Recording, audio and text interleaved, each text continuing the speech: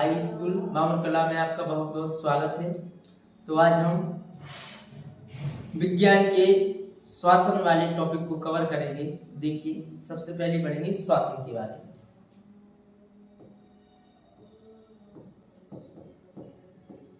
श्वसन, जिसे अंग्रेजी में रेस्पिरेशन कहते हैं।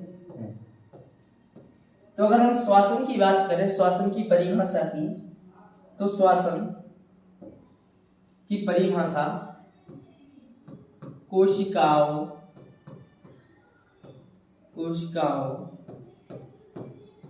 में पचित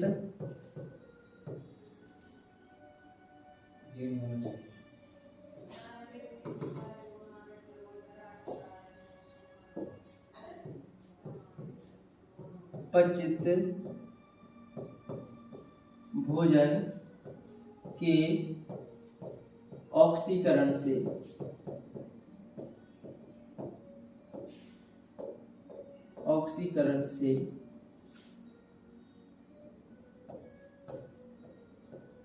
ऊर्जा उत्पन्न करना श्वसन कहलाता है।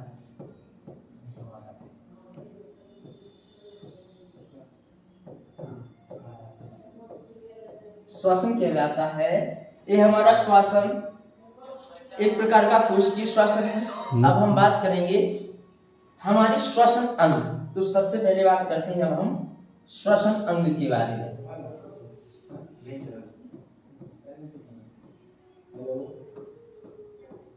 श्वसन अंग, तो श्वसन अंग में सबसे पहले बात करें हम मानव। तो मानव का जो श्वसन अंग है वो है फेफड़ा, जिसे हम अंग्रेजी में लंग्स कहते हैं। अगर हम बात करें मेढक फ्रॉग की,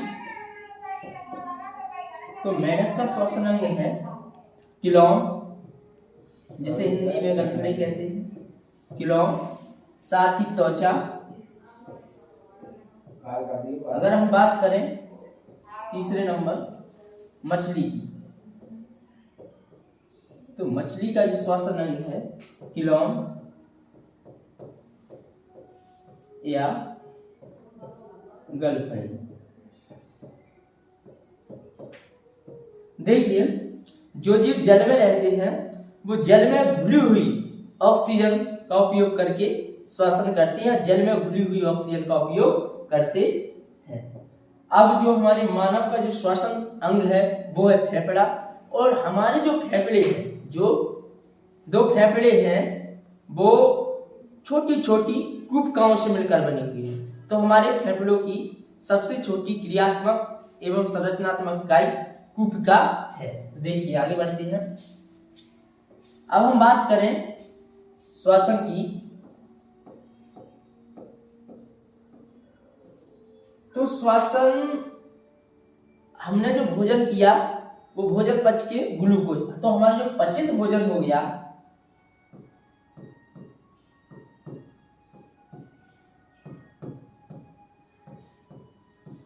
हमारा पचित भोजन हो गया ग्लूकोज।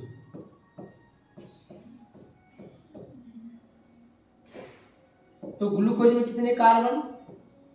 6 कार्बन। जो ग्लूकोज है, ग्लूकोज हमारा बदल जाएगा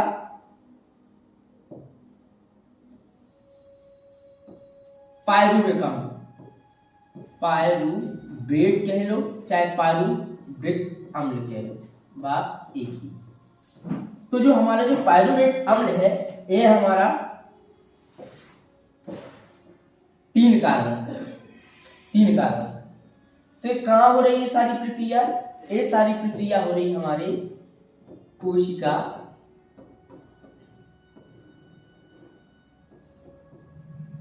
द्रव। जो ग्लूकोज से जो पायरुवेट अम्ल बन रहा है, ये सारी प्रक्रिया हो रही है हमारे कोशिका द्रव में। अब देखिए, जो पायरुवेट अम्ल है एक 3 भागों में होगा। जो श्वसन है अब 3 भागों में होगा। अगर ऑक्सीजन उपस्थित है, देखिए यहां पर मान लीजिए कि यहां पे ऑक्सीजन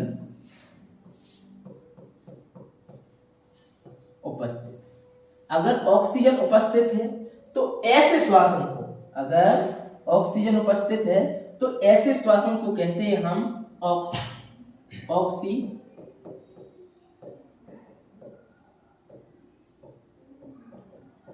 ऑक्सी श्वासन, या फिर इसी को हम कहते हैं वायवीय श्वासन। ऐसे श्वासन को कहते हैं ऑक्सी श्वासन या फिर वायवीय श्वासन। तो हमारा जो वायवीय श्वासन है, जो ऑक्सी श्वासन है, जो ऑक्सीजन की उपस्थिति में हो रहा है, तो इसमें जो इसके उत्पाद है, इसके जो उत्पाद है वो CO2 प्लस H2O प्लस ऊर्जा।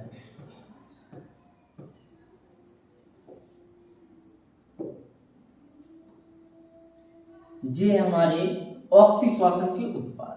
ऑक्सी श्वासन के उत्पाद क्या क्या है, जे 2024 में यहां से क्वेश्चन पूछा गया था, क्लास 10 2024 में यहां से क्वेश्चन पूछा गया था कि ऑक्सी श्वासन के अंतिम उत्पाद क्या क्या है। तो देखिए ऑक्सी श्वासन के जो उत्पाद है कार्बन डाइऑक्साइड, H2O और ऊर्जा। अब देखिए आगे ये सारी प्रक्रिया कहां हो रही है, तो ये सारी प्रक्रिया हो रही है आपकी माइटोकॉन्ड्रिया।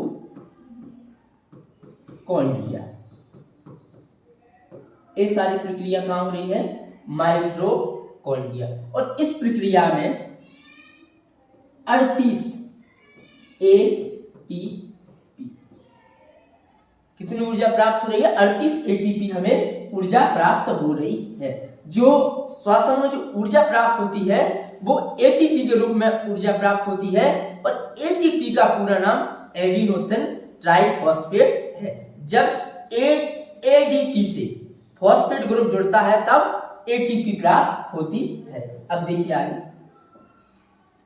अब हमारा एक प्रकार का श्वासन हो गया ऑक्सी श्वासन या वायवीय श्वासन। अब दूसरा, या तो आपके पास ऑक्सीजन अनुपस्थित है, अनुपस्थित यानी हमारे पास ऑक्सीजन नहीं है, तो ऑक्सीजन नहीं है ऐसे श्वासन को कहते हैं हम अवायवीय श्वासन। अवायवीय श्वासन या अनॉक्सी श्वासन, अनॉक्सी श्वासन, अवायवीय श्वासन या अनॉक्सी श्वासन। तो ऐसा श्वासन जिसमें ऑक्सीजन की आवश्यकता नहीं होती, ऐसा श्वासन जिसमें ऑक्सीजन की आवश्यकता नहीं होती, या बिना ऑक्सीजन की उपस्थिति में, बिना ऑक्सीजन की उपस्थिति में होने वाले श्वासन को हम अवायवीय या अनॉक्सी श्वासन कहते हैं। तो अनॉक्सी श्वासन की जो उत्पाद है, अनॉक्सी श्वासन की जो उत्पाद है उनकी बात करें तो एथेनॉल,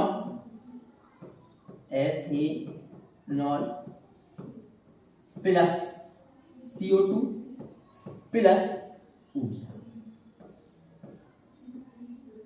जे अवायवीय श्वसन या अनॉक्सी श्वसन के अंतिम उत्पाद है। और ये सारी प्रक्रिया कहाँ होती है, ये होती है ईस्ट में। एल्कोहल बनाने में हम इस प्रक्रिया का उपयोग करते हैं। तो देखिए अब आगे अगला है, ईस्ट में हो गया, अगला है हमारा ऑक्सीजन के अभाव में, ऑक्सीजन के अभाव में होने वाला श्वसन।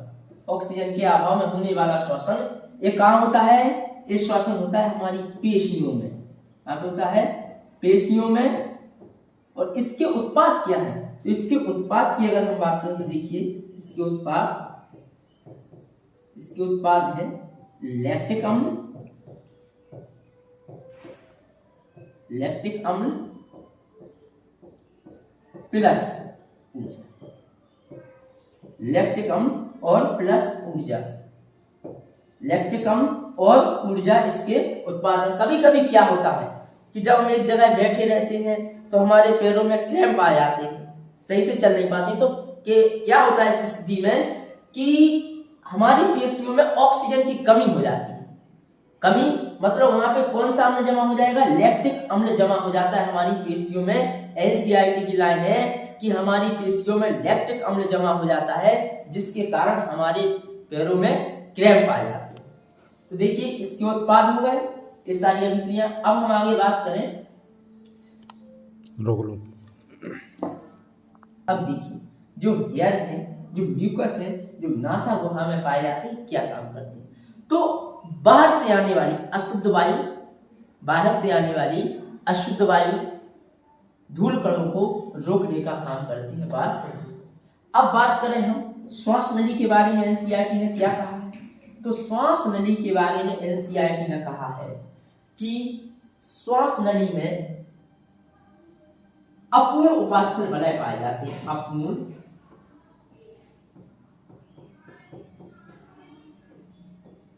अपूर्ण उपास्थल वलय पाए जाते हैं। साथ में इसी में पाए जाते हैं सीलिया। दो चीजें कही गई हैं एनसीईआरटी में श्वास नली के बारे में कि एक तो अपूर्ण उपास्थल वलय पाए जाएंगे और एक पाया जाएगा उसमें सीलिया। तो देखिए जैसे मान लीजिए ये हमारी एक प्रकार से श्वास नली है, जिस तरीके से यहां से यहां तक हमारी श्वास नली है। अब श्वास नली में अपूर्ण मतलब इसको पूरी, जैसे ये है, इसको ऐसा पूरा घेरे नहीं है, ऐसे नहीं है, ये अपूर्ण है, आधे में। क्यों है आधे में, ताकि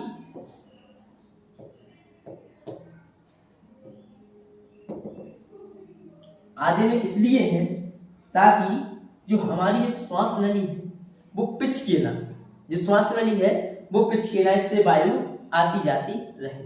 तो सबसे पहले इसमें अपूर्ण उपास्थल वलय पाए जाते हैं जो कि श्वास नली को पिचकने से बचाते हैं। दूसरा बात कही गई इसमें सीलिया। तो सीलिया क्या काम करती है, देखिए श्वास नली मान लीजिए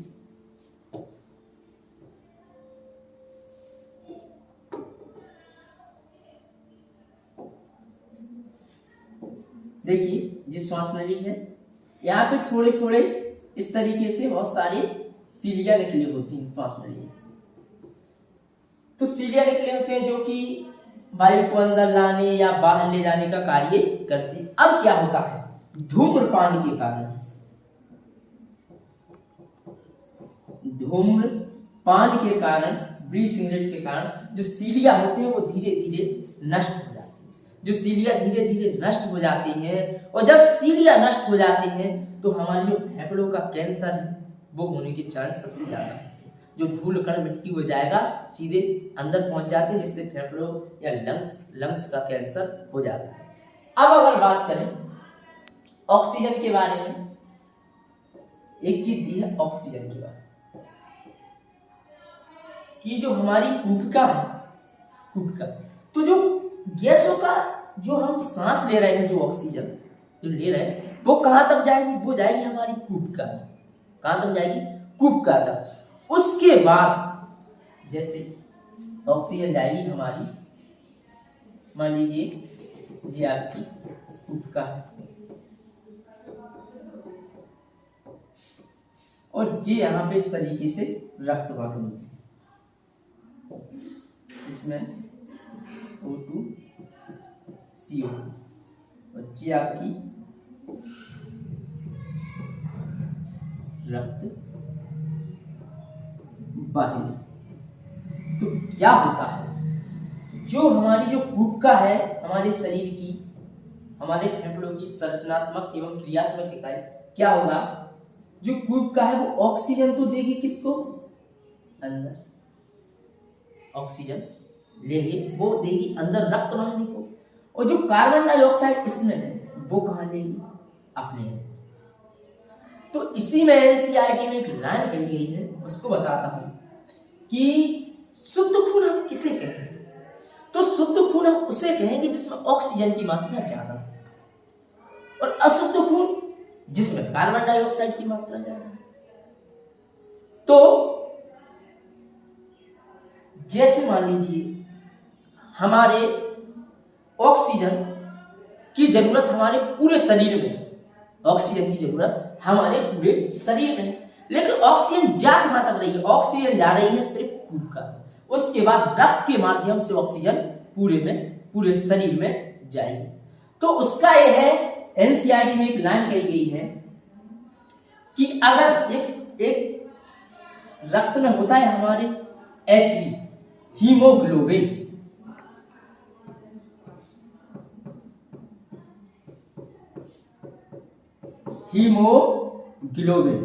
हमारे रक्त में होता है हीमोग्लोबिन, जिसके कारण खून का रंग लाल होता है।